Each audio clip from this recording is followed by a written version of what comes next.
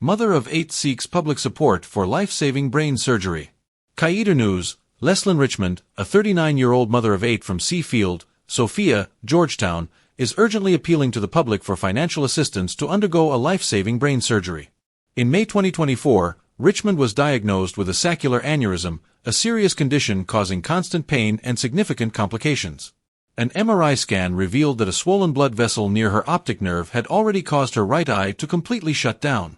Doctors have warned that the aneurysm, which has already ruptured once, poses an imminent threat to her life if left untreated. Chief neurosurgeon Dr. Amarnath Dukhi has recommended a specialized procedure called endovascular embolization and coiling to address her condition. However, this critical surgery is not available at the Georgetown Public Hospital Corporation, GPHC, and must be performed at a private hospital at an estimated cost of $7 million GYD. "I just want to survive for my children," Richmond pleaded. "Please assist me. The surgery is life-saving, and I appreciate anything." Richmond's case highlights the urgent need for support. Donations can be made through her daughter, Odell Allen, to Republic Bank Savings account number 44637878314211684. For further information, the family can be contacted at 610-5429. Time is of the essence. Your generosity could provide the chance for Richmond to continue being a mother to her 8 children and live a healthy, fulfilling life.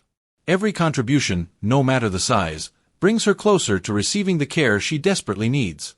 Local motorsport community mourns the loss of icon Terrence, Duckling, Clarke.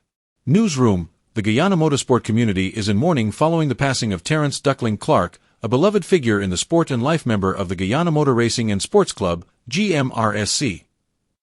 Clarke, who was 74, passed away on Saturday, leaving behind a legacy that spans decades. Clarke was a revered motorbike competitor who made his mark in the 1970s and 1980s. He was a dominant force in the 50 cubic centimeters category for several years before moving up to the 125 cubic centimeters class, earning numerous titles and accolades. His passion for motorsport and his commitment to the sport's growth made him a pioneer of gross-track racing in Guyana. Clarke witnessed the transition from locally built bikes to factory machines, contributing significantly to the development of the sport in the country. President of the Guyana Motor Racing and Sports Club, GMRSC, Mahendra Raj Budhu, expressed deep sorrow at the loss, describing Clarke as a vital part of the motorsport community. "The passing of Terrence Clarke is a great loss to the motor racing fraternity," Budhu said. Clarke had a wealth of institutional knowledge about the history of motorsport. He was always there to guide us, sharing stories of how the sport started and how it evolved over time. Budhu also spoke of Clarke's personal qualities, calling him a cool and respectable gentleman and one of his staunchest supporters throughout his career. Kevin Jeffrey, a prominent Group 4 driver, echoed Budhu's sentiments, describing Clarke's death as a massive loss to local motorsport.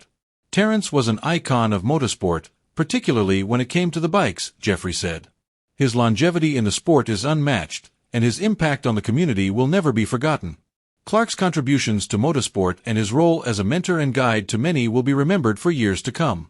The GMRSC and the entire motorsport community extend their deepest condolences to Clarke's family, friends, and loved ones during this difficult time. Firearm and spent shell recovered, 38-year-old businessman in police custody. At approximately 3:15 a.m. today, a police team led by an assistant superintendent acted on information received and proceeded to Middleton Street, Campbellville, Georgetown, near a popular sports bar and nightclub. Upon arrival, the police team observed a group of individuals gathered on the roadway outside the establishment. During the investigation, one individual, identified as Jason Carmichael, a 38-year-old businessman from Lamaha Park, was found in possession of a .38 revolver containing 1 spent shell. Notably, the serial number on the firearm had been filed off. When questioned about his possession of the firearm, Carmichael, a Rastafarian, stated, "I got the firearm from another Rastaman." He was unable to produce a firearm license. Carmichael was immediately informed of the offense, cautioned, and arrested. He was escorted to the Kitty Police Station along with the firearm and spent shell. The businessman remains in police custody as investigations continue. Law enforcement authorities are committed to ensuring public safety and urge individuals to report any suspicious activities to the nearest police station. 6 Venezuelan nationals allegedly attempt to murder Guyanese policeman. Big Smith News Watch, a Guyanese police constable and national athlete, Nathaniel Gittins, is in critical condition after being brutally attacked on Saturday night in the vicinity of Demerara House, Stabroek. Gittins, a Linden native celebrated for his barefooted track and field achievements, suffered multiple stab wounds, including a severe injury to the back of his head, inflicted with knives and broken bottles. The incident occurred when Gittins, who was off-duty and in plain clothes, attempted to de-escalate a confrontation between a Venezuelan woman and a Guyanese woman. After identifying himself as a police officer to one of the male Venezuelans involved, Gittins was suddenly attacked from behind by another male wielding a broken bottle. The assault escalated as 5 other Venezuelans, who had been drinking together, joined the attack. Police have apprehended 4 of the Venezuelan nationals, while 2 others are hospitalized with injuries reportedly inflicted by their own group during the altercation. The suspects include 2 women and 4 men. Constable Gittins is currently receiving medical treatment, and his condition is being closely monitored. The Guyana police force has launched a full investigation into this incident. Authorities are urging anyone with information to come forward as they seek to bring all perpetrators to justice. This shocking act of violence against a police officer underscores the need for vigilance and swift action to ensure the safety of all citizens and officers serving in the line of duty.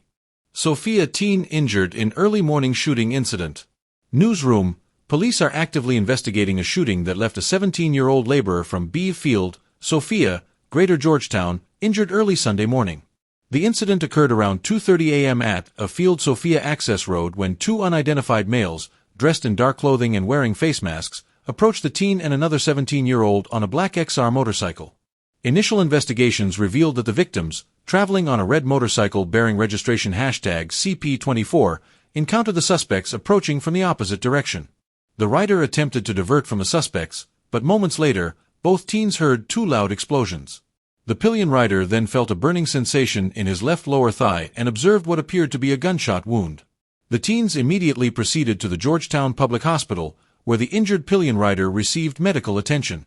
Authorities canvassed the area for CCTV footage but found none. Additionally, multiple individuals were questioned, but no useful information has been obtained thus far. Police are urging anyone with information about this incident to come forward. Service interruption update: transmission line trip affects Demerara and Berbice.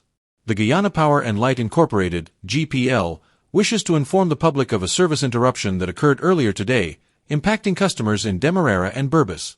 At approximately 11:31 a.m., the L3 transmission line connecting the Golden Grove and Garden of Eden substations experienced a trip, resulting in a disruption of service to affected areas. Efforts to restore service began immediately. However, at 12:13 p.m., during the repowering process, a second trip occurred. Upon further investigation, GPL technicians identified an overload on the busbar, conductor, at the Garden of Eden substation. At the time of the interruptions, the transmission line was transferring approximately 21 megawatts and 33 megawatts of power during the 2 incidents, respectively. Despite these challenges, restoration efforts continued diligently, and by 1:59 p.m., power was fully restored to all affected areas. GPL acknowledges the inconvenience caused by these unplanned interruptions and reaffirms its commitment to delivering a reliable and safe electricity supply. Our teams are actively working to address the root causes of these events and to minimize future disruptions. Melissa and Atwell responds to defamation lawsuit filed by Guyana's Attorney General. On November 22, 2024, Guyana's Attorney General, Mohabir Anil Nandlal, filed a defamation and libel claim against Melissa and Atwell in the High Court of Guyana. The lawsuit stems from statements posted on Atwell's social media platform on November 21, 2024, which the Attorney General alleges are false and defamatory. The case has drawn public attention following the Attorney General's decision to share the lawsuit filing on Facebook. In her response, Atwell asserts that this case represents an effort to silence criticism and suppress public accountability, rather than address genuine harm. She emphasizes that her statements are accurate and looks forward to proving their veracity in court, citing that truth is a fundamental defense to defamation under Guyanese and international law. Atwell also highlights the broader legal and constitutional protections that apply to her case. Public scrutiny of public officials. She notes that as a public figure, Attorney General Nandlal is subject to higher scrutiny and reduced expectations of privacy, a principle recognized globally in defamation law.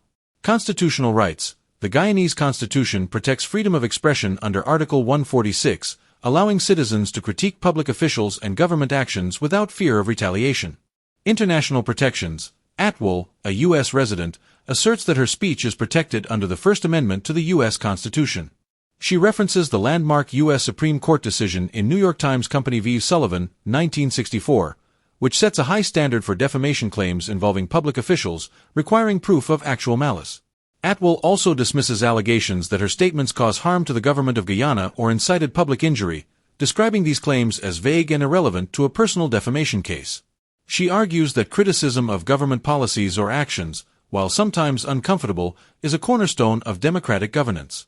Furthermore, Atwell expressed concern about the chilling effect this lawsuit could have on free speech in Guyana.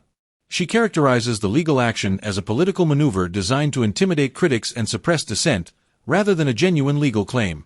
Atwell assures her supporters that she will vigorously defend her rights and the broader principles of free speech. She has retained legal counsel in both the United States and Guyana and is prepared to fight the case to its conclusion. This case is not just about me, it is about the fundamental right of every citizen to speak truth to power. I will use this legal process to reaffirm the importance of free speech and ensure that it is not eroded by those in power, Atwell stated. Atwell pledges to provide regular updates on the case and calls on the public to support efforts to preserve free expression and accountability.